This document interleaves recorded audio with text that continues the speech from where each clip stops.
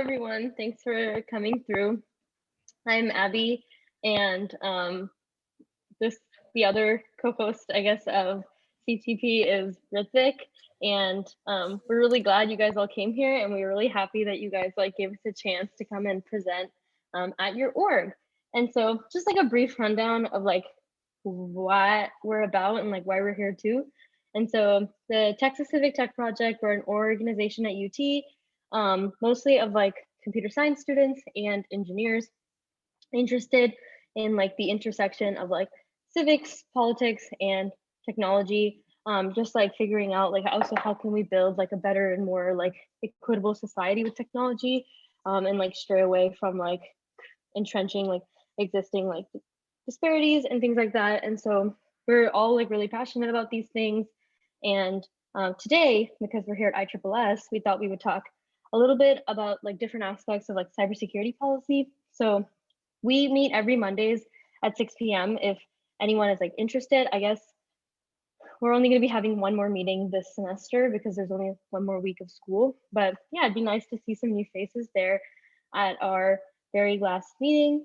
And yeah, this is kind of a pretty typical presentation that we do, or in each meeting, we talk about a different topic each week.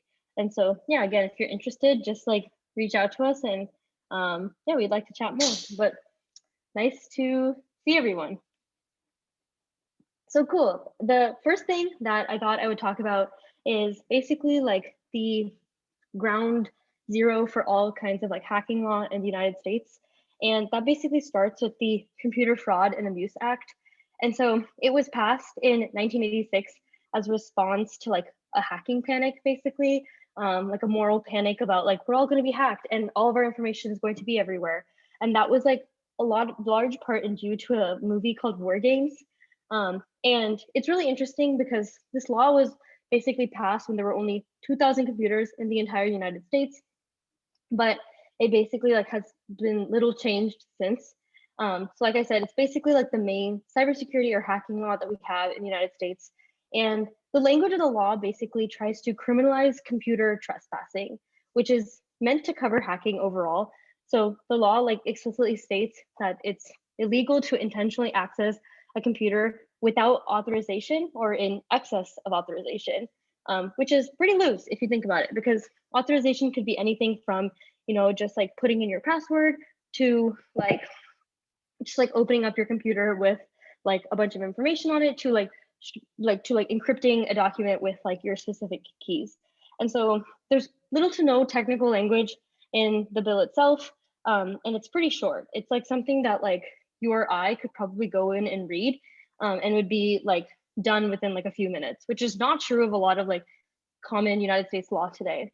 And so, like I mentioned, it's really broad, which is why it's been used to prosecute dozens of things. Everything from very conventionally, I'm going to maliciously hack into this person's computer and steal their information, to really vague things like intellectual property violations.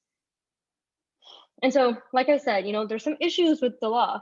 It's one super broad. Authorization could mean many, many things.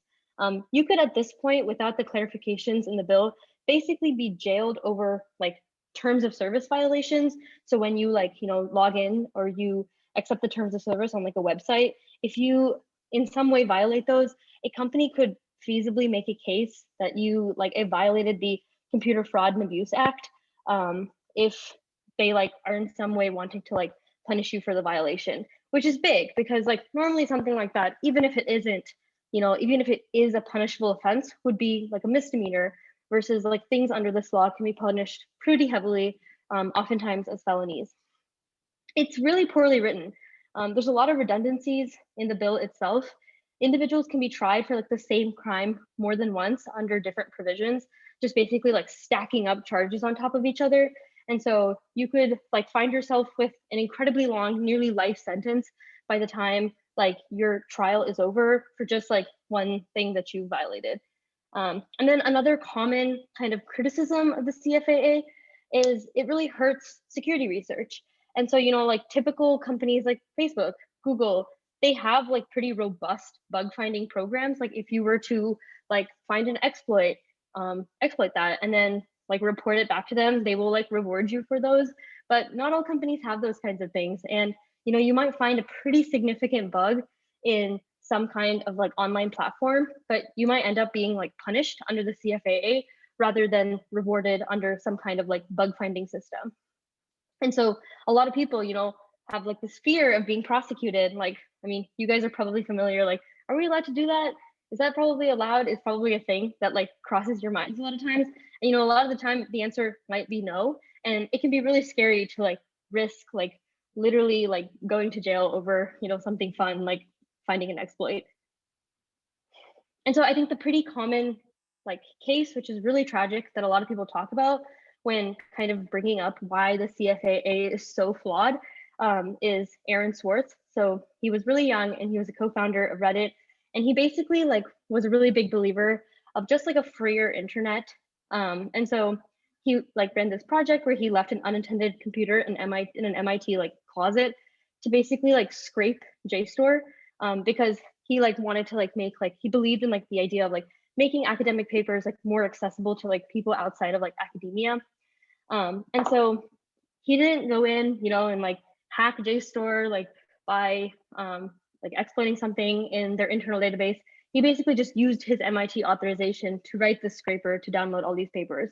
And he was prosecuted under the CFAA because they made the case that he basically exceeded the authorization of his MIT credentials. And he was actually prosecuted on like 11 counts of a crime. Like I mentioned, the kind of like redundancies in the law. And he had nearly 35 years of jail time by the end of his trial. And so this kind of like huge daunting amount of like jail time, the trial itself took such a large toll on him that he committed suicide. And it basically, he became like a big kind of person that a lot of people cite in like a movement to kind of tamper the CFAA and make it like less powerful of a law, and basically like I say here, give it like less strength and make it like less of big of a hammer. And so there have been basically like some attempts by members of Congress to try and alleviate this issue. In 2013, Ron Wyden, a senator from Oregon, who I've like hashtag OG because like a lot of times we talk about him because he's basically like the only senator who proposes like, I don't know, really like intelligent and cogent tech reform. He basically tried to fix the overly broad aspect of the CFAA by like specifically removing the like provision that you could potentially be tried under something as simple of a terms of service. And so unfortunately, it never really passed, never really gained enough traction to like move through both houses of Congress. And it was actually proposed again in 2015 with both Democratic and Republican co-sponsors. And unfortunately, it was yet again stalled. So other CFAA issues, we've seen like over time that there have been a lot of efforts that have pretty much given it more power and made it worse rather than better. So in 2001, the infamous Patriot Act, which we'll talk about a little bit more in later slides, further expanded the CFAA because it basically like increased its penalties by like allowing people to like potentially try people under like different counterterrorism operations. And it really bumped up its effectiveness as a prosecution tool. So it's something that is like, so what that means is it's something it's really easy to bring and prove discharge against a certain person who has violated some kind of like internet terms of service or authorization. In 2008, this law called the Identity Theft Enforcement and Restitution Act was basically meant to be like a cybercrime like law. And it basically tried to define like the loss aspect of like if the damages that a person incurs from like a hack are high enough, like basically like the amount of time someone would serve would go up. And so it's really interesting because both the 2008 and 2015 kind of like expansions of the CFAA both kind of stem from this like really big fear during that time that your identity was going to be stolen. And so I think this is like pretty good evidence of how like, there's like this kind of larger, big moral panic in our society. And the way we often like go about solving that issue, especially as it relates to digital issues, is not that great. Like we often create these like really like broad sweeping, ill-advised kind of reforms and changes that don't always like bring about the like kind of change or reform that people are actually looking for. And so the CFAA is actually like is like due basically to be like clarified by the Supreme Court very soon. They've already heard the oral arguments, but I don't think they have like made a final decision. And the case that is basically seeking to do that is one called VanBuren versus United States. Like I mentioned, it's a really recent case. And so Nathan VanBuren was this man who was, it's a very messy story. He's basically a cop that went like undercover, but like was undercover, like doing also simultaneously shady things for himself. And so he was like, long story short, like accused of taking money in exchange for like a sting operation. And he was basically like being paid by like some third party person to like look up license plates in a police database. And so he was convicted under the CFAA, basically under the premise that he had exceeded his authorization as a police officer to like use the police database for his own personal gain. And so the interesting thing about this whole case is that like Nathan VanBuren is basically like not saying like I didn't do anything wrong. He's basically saying that he shouldn't be prosecuted under something that's designed to be a hacking law. Because yes, obviously like he did something wrong. He, you know, like fraudulently was using his access to a police database, but that doesn't mean like he needs to basically be tried under like another law and have like more time added to his sentence. And so, like I mentioned, the Supreme Court hasn't voted on this yet, but I think it is like more positively trending that they might actually like basically side with Nathan VanBuren and kind of reduce the amount of power that the CFAA has, which would generally be, I think, a pretty good thing. Another, I think, really important case and kind of instance in relationship to this is with relation to scraping. And so there have been companies in the past that try to argue that scraping is a violation of the CFAA because like as someone who like comes to a website, you're only authorized basically to like view it. You are not necessarily authorized to like go in and like collect all the information and save it. And so, yeah, so basically the Justice Department has basically tried prosecuting scraping under the CFAA before. And like I mentioned, like a lot of sites don't want you to do this. And so they tried to put this in the terms of service. And so basically the like question that is being asked here is also like, can you prosecute someone for visiting an obscure URL? If someone is basically able to like change the query parameters in like a URL to like scrape all your IDs from like 1 to infinity, does that like count as like exceeding authorization? And so this is actually like a case that was that tried to the like city of Fullerton in California tried to make because they basically had like a website where they were like storing all of their files like as like an extension on the like city of Fullerton website, and people were able to like access all of that and like basically like look at all of it prior to like actual publication. And they were like, this isn't fair, like we need to try this, we need to like create accountability in this. I believe they like didn't actually end up like winning this side of the case, which is good because that would be kind of ridiculous if like you were able to like find like an instance of files on a database like mistakenly stored by just like going into that URL. Another like really I think like interesting case, so like we had originally made this slide I think when the impeachment hearings were going on, which is why this was really interesting. But this one like hacker like Donk Ebby, she basically scraped like thousands of videos from Parler, and she was able to do that like basically doing what I had previously said, like just because Parler like stored all of their posts from like using like a 0 indexed ID, she was able to like scrape and store like basically all of the videos that were posted on Parler during the Capitol riots. And it's interesting because if like Parler basically wanted to like try her with the CFAA by violating their terms of service, and they were not able to do that. But a lot of the videos that she had ended up like saving and preserving were ones that were actually like used and presented like in the impeachment trials during like the Capitol riots. And so I feel like this is like a really good example of how like if you potentially like criminalize scraping with the CFAA, you basically like pose like this huge risk to like, I think the future of like journalism and just like the future of like people being able to like report and like find information in like digital spaces. And so yeah, someone like had put like in the chat like hahaha LinkedIn. So yeah, like the really I think like famous like scraping case is like LinkedIn versus HiQ Labs, where like this like random company named HiQ basically was like scraping public LinkedIn profiles and offering like analytics to like different employers, basically like at a high level, like, oh, you should hire this guy that works at Google. I found that he works at Google by scraping LinkedIn. And the thing that was really interesting is that it accessed public information and it didn't log in as anybody to like see the profile itself.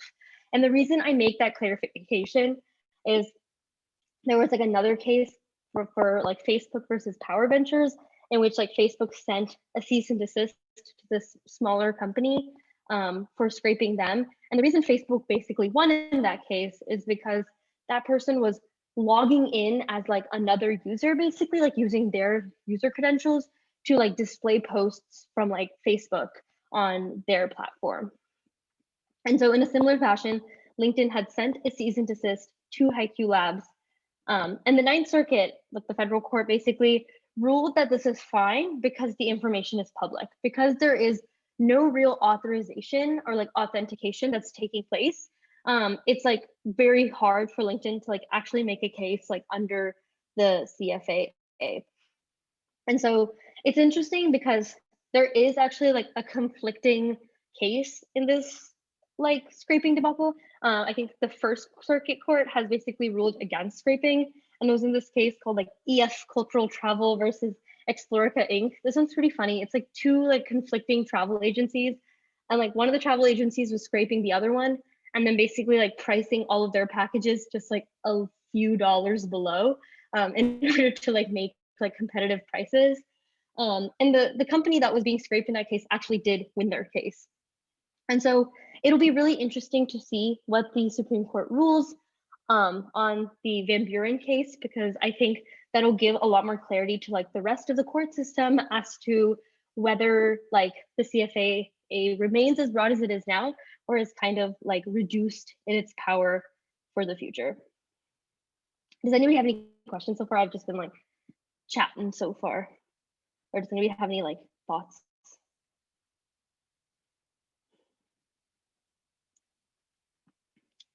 No?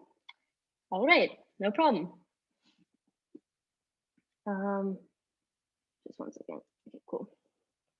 And so like the next kind of set of topics we're going to be talking about is like, you know, like we already talked about, you know, like how does the United States like kind of like prosecute and think of hacking?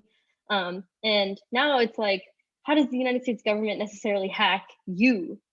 And so the United States has a long history of government surveillance of its own citizens and activists here and around the world. Just some like examples are like the FBI's like COINTELPRO, which was basically like their surveillance operations against like the Black Panther Party. And then we have obviously like post 9/11 surveillance. And from that, like a lot of like NSA programs that we're all like pretty familiar with that were born out of that as well. And so the kind of like foundations of surveillance in the United States come like basically start in like 1978 with the Foreign Intelligence Surveillance Act, or like FISA. And so the FISA basically was born after Watergate, I think, because a lot of people were kind of shocked that like people could just break into the Democratic Party's office and like cause such an uproar. And so it basically established how the government can like secretly surveil and eavesdrop on Americans in like this country. And so it was originally designed, like the actual language of the bill, to allow the government to gather foreign intelligence. And so the things that like specifically has in the bill are things like electronic surveillance, physical services, devices that like record and decode dialing, like ones that like specifically like route phone calls, basically like your very classic kinds of like, I'm going to go and like gather intelligence on like shadier forms of communication. And so the big thing that I think like FISA did is it created two specialized foreign intelligence courts that basically like approve the use of FISA investigations. And so the reason I say this is also like the birth of like surveillance on like regular American citizens is that these courts that are commonly called FISA courts that the law created, basically like are allow for like the United States government to come in and say like we need to be able to like gather intelligence on this person for like XYZ purpose, and that court will basically rule like yes you can do it or no you can't. And the thing that is like commonly criticized is that like the FISA court is like very loose. They basically are like making law like without like any real like legal process, without any real like knowledge of like people in the United States. It's very much like a kind of like shadowy court figure that like sits in the background and has like a lot of power over a lot of these kinds of like intelligence gathering decisions. And so probably one of the most criticized portions of this bill is section 702. And so it was justified as a counterterrorism tool, but in reality, it permits surveillance far beyond what is really needed to like protect national security. It allows the government to target foreigners abroad if they just believe they possess any kind of information, which is again like very broad, and it has really nothing to do with national security. So the FISA courts have basically approved things like, you know, investigations on journalists, human rights defenders, like regular business owners, and like they can basically store this information indefinitely. And so the government can also basically use information collected under 702 in a wide variety of contexts. There's no real limitation to like what they can and cannot use the information for. And so it can be used in like criminal cases, like if you're trying to find someone who's a criminal, but also just like immigration proceedings. And so I think that really demonstrates like how wide the law is and how like ill-defined like a lot of the sections in it currently are. And so this one, obviously like something else that is like very foundational to like American surveillance that like people are probably a bit more familiar with is like the Patriot Act, which was passed like 45 days after 9/11. And the Patriot Act basically is probably like the greatest kind of like dismantling of like our own privacy that like the government has really ever done. And so there's like a couple sections that I thought like were worth talking about. There's like section 215 that basically provides like enhanced investigation tools to assist in the prevention of future terrorist activities. This is super broad again and can be used to like justify basically any kinds of means of like collecting and storing certain kinds of data on like private citizens. I think like one of the most like well-known and like kind of like things that created a lot of outrage with the Patriot Act were these things called national security letters, which basically are written by an FBI agent. And they basically like, you don't even need in this case like a FISA court's approval, but you are able to like obtain like basically like all kinds of personal information about someone. And it basically just needs like the FBI to like write this letter that like they somehow like need to be able to collect this information. And so like, you know, you might be thinking like, you know, like, okay, but like if they're writing this letter and they're proving some kind of like probable cause, like perhaps like there is like a crime to be stopped. But between 2003 and 2006, as the graphic notes, there were nearly 200,000 NSLs, and one led to a terror-related conviction. And I think like that conviction like was pretty easily made without like any of the information that was acquired using the NSL. And so we kind of see here this like degradation of like the kinds of like amounts of privacy we have, like not just in like digital spaces, in kind of like a lot of our spaces overall. Like this mentions like you have like your computer records that can be acquired by an NSL, but also like phone records, credit history, banking history. I think like these generally as a practice have slowed and are not as common anymore, but they were at one point like pretty prevalent. The other thing that's really interesting is the sneak and peek searches. So the Patriot Act basically allows federal law enforcement agencies to delay giving notice when they conduct secret searches of Americans' homes and offices, which is basically like just throwing the Fourth Amendment out the window. The government agents can basically like, they can enter your house, search all of it with a search warrant when you're away, and like, you know, take photographs, seize property, whatever they need for the investigation, and not even tell you until like much later. And so like this could totally sneak and peek, because it's basically like, we're going to sneak in and we're going to peek and we're like not going to tell you. And so these actually, I think, have been, for the most part, like by the FBI for counterterrorism operations, been slowed. But again, like similar to the NSL, were really common at a point in time. And then I bet like most people here are like pretty familiar with like Edward Snowden and like all of the information he released. Basically, like a lot of the information he like brought out to the public were like the actions of like Section 215, which showed that the like NSA was collecting the daily phone records of like most people in the country. And so that program also ended in 2015. And so the next like more like, you know, commonplace, I feel like, I think like the Patriot Act in its time, like post 9/11, was pretty commonplace. But like I mentioned, a lot of those practices, due to like sustained public outrage, have like for the most part ended. I think now the more predominant practices we see is a lot of these like privacy degradation practices with relation to policing in the United States. And so I mentioned the Fourth Amendment with relation to like sneak and peek searches, but like just to recap, the Fourth Amendment is basically like the rights of like Americans to be free from unreasonable searches and seizures.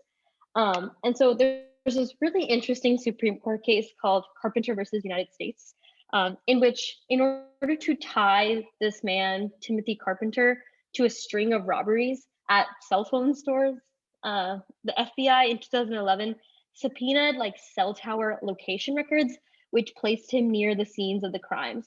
And so the government basically argued that it didn't need to get a warrant because of this thing called the third party doctrine, which says that you surrender any expectation of privacy when you share information with a third party, which is pretty much what we're always doing because it goes to like some server somewhere.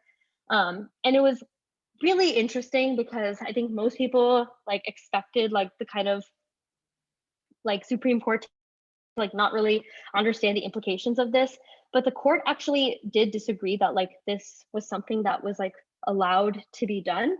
And so it was like a pretty big win in that sense for privacy, but the problem is that the actual ruling of the Supreme Court like was pretty weak sauce.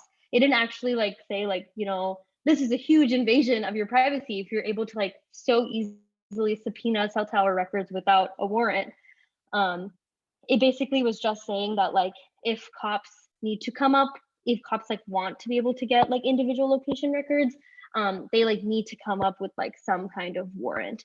And so that's kind of like the difference between like pre-Carpenter versus post-Carpenter.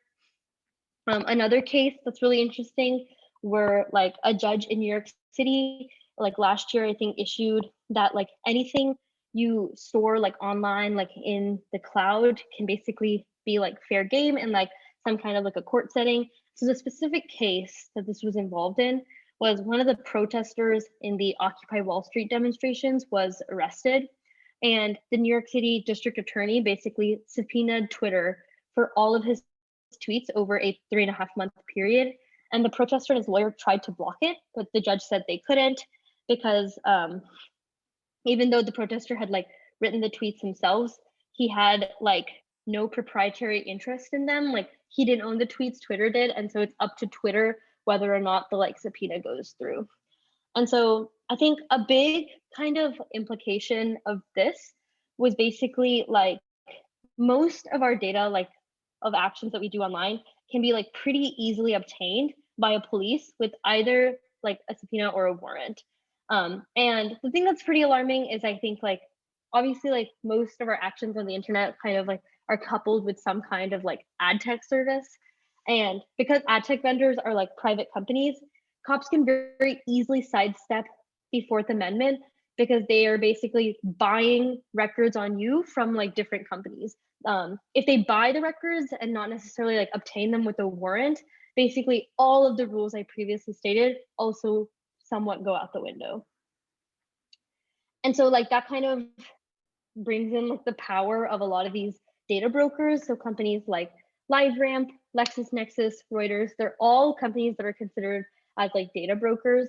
And so they basically like the product they sell is like a digital like folder on people.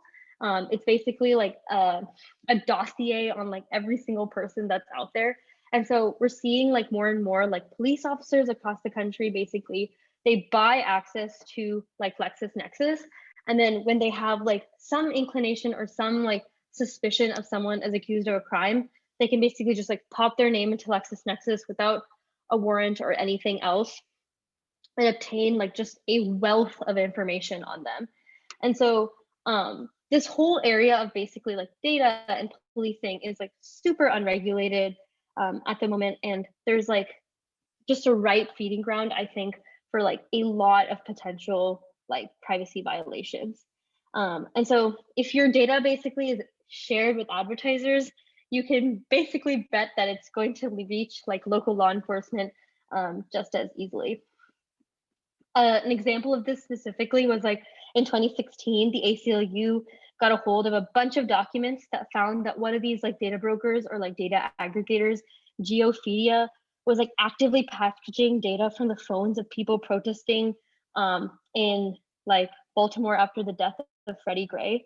And I believe like this program was actually shut down again because of like huge public outrage. But it was like a pretty prominent example of like local law enforcement basically like collecting and surveilling people who like were not committing crimes, had like no probable cause to be like searched, were simply like at a certain location at a certain point of time. We've also seen this with like being used by like ICE agents to look for like cell phone activity in certain areas and certain points of time. For like, I think like a really good like episode if you're like more interested in kind of the like cell tower like location finding of people, there's like a good Reply All podcast episode about this where this guy is basically like people keep like coming to my house and being like, give us the phone, and I don't know what's going on. And it was because like it was because like a Find My iPhone was like directing to his house for like this one person's phone. And it was because of like just like mistakes with like the like cell towers and how they were like aligned near his house. So the other part of this is Celebrite and being able to take hold of a phone that's used in trial and try to break into it and retrieve data. So this is data that's technically owned by you, but on the phone. And therefore, when the phone is like given in as evidence, law enforcement can use tools such as Celebrite to break in. And so this has been used in many trials, most notably in the San Bernardino shooting in like 2017, I think. FBI paid almost $1 million to be able to break into the shooter's phone. And tools like Celebrite are becoming more and more commonplace. But the issue with this is, as like Moxie Marlinspike, the person who created Signal and the Signal protocol, he found that he could easily break into Celebrite's program by installing like malicious apps on the device, which allows the device to pretend that certain files exist. So now we can no longer trust what exists on that device. And it starts to bring in the question of like, what is the legitimacy of digital evidence? And like when we look in trial and using law enforcement and what data that they're able to collect and hack, should we be able to trust that as like correct evidence to be used in trial? And this is a key difference between like physical evidence, because with physical evidence, there's only ever like one copy, they have tamper-proof evidence, and it's sort of an open question on whether or not we can do the same level of like tamper-proofing with a digital construct as we could with like a physical piece of evidence. And so this has actually caused issues, if you could hit next slide, that with Celebrite, as like in recent trials that have been used since like April 13th, the defendants have called into question the legitimacy because of this potential hack already existing. And I believe like Celebrite had to take down its iPhone package because it has clearly enough flaws and really like bringing into question whether or not any sort of like digital action can be taken. And like, in my opinion, hopefully from this, we start to set up a system of like how digital evidence should be used in court, simply because with side note, like deep fakes and other things coming up, there's a question of authenticity with digital data. So the other part of this is like, while the US government is conducting its own searches and like hacks on like civilians or foreign targets, there are also like similar hacks happening on the US government. And so like one of the most like couple of classic well-known hacks is like the Office of Personnel Management. And so Stuxnet this is was like like, an example of us hacking somewhere else, I guess. This is the title of the slide is a little misleading, or not confirmed. But yeah. yeah. So like the Office of Personnel Management, this one is like sort of interesting because it sort of brings into light one part of hacking that's like sort of left or like sort of forgotten about. And this is that when you try to hack someone, or in this case, when they got hacked, they were not known for a very long time. And so like SolarWinds, where it took almost a year to discover, the Office of Personnel Management got hacked.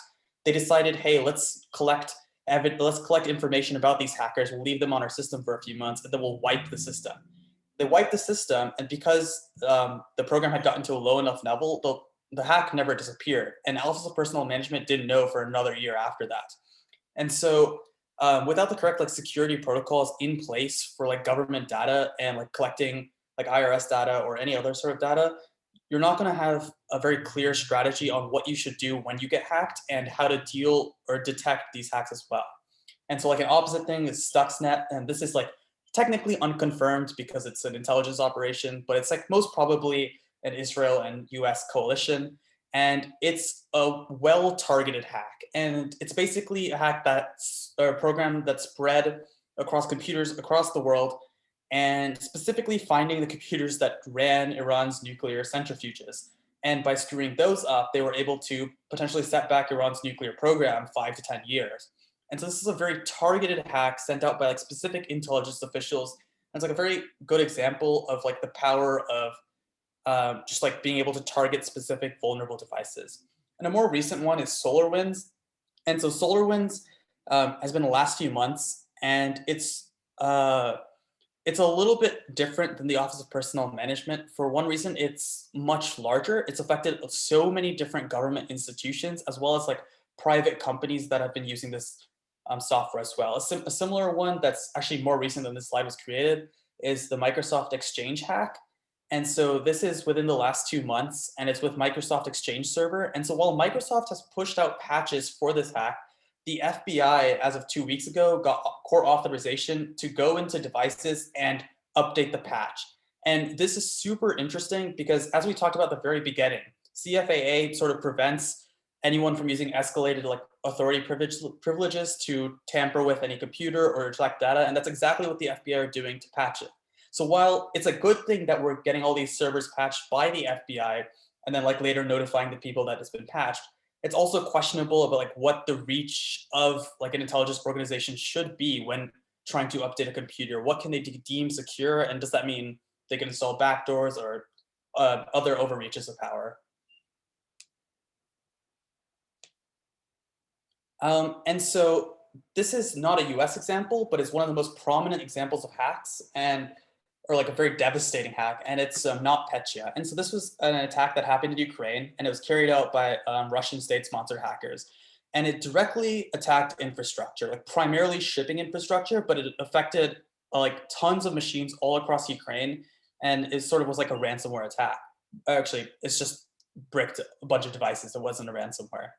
And so it directly attacked infrastructure, dealing like $10 billion of damages. And that's like huge by like no means, but it's nowhere compared to what could happen if it were any other country. Ukraine at the time in 2017 didn't have enough tech in all of its like areas of like daily life. Compare it to the US, where like things like hospitals and everything is run off some sort of system. An attack like this inside the United States would be like absolutely devastating and could cripple literally every aspect of our life. Yeah, and like I think, and like to kind of go back to Stuxnet, I think people might know how the hack was carried out, but I'm always like kind of fascinated how it happened. It's like basically like USB devices basically like went in and like corrupted like the program logic controllers and just made like the centrifuges like spin like crazy fast to the point to where they broke. And so it's something like I feel like, I don't know, for me it's like something that like I think about really often because it's something that was so tangibly literally just broken by like the kind of like exploit and like corruption by like something very, very simple.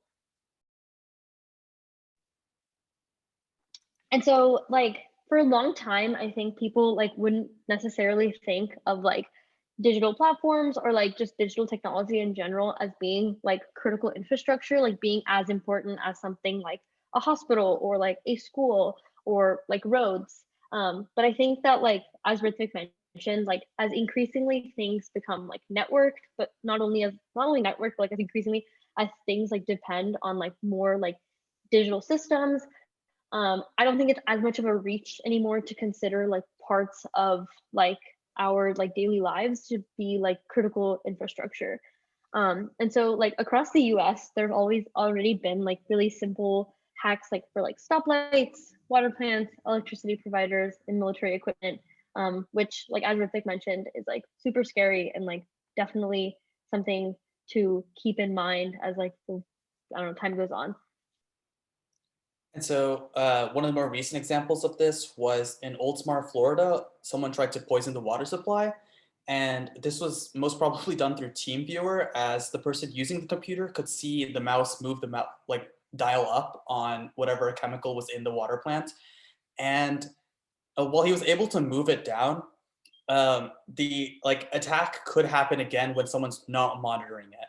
And like as Brian Krebs, yeah, Brian Krebs, like from Krebs on Security side, like the most interesting part of the Florida water hack is that we like saw it happen. There could be hundreds of these sorts of attacks happening, and if we have no idea, then it just opens up the opportunity further.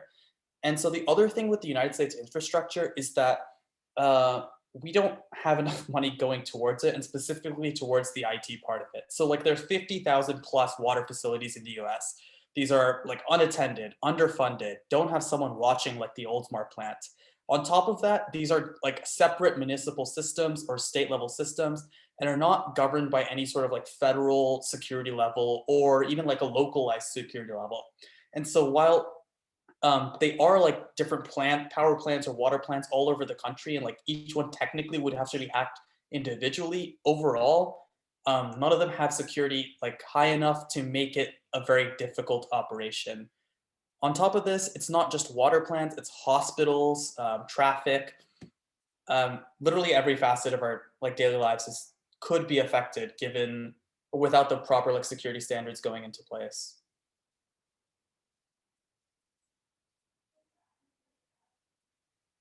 So yeah, I think like that's like kind of the kind of things that we thought were like pretty interesting and we thought you guys would find interesting.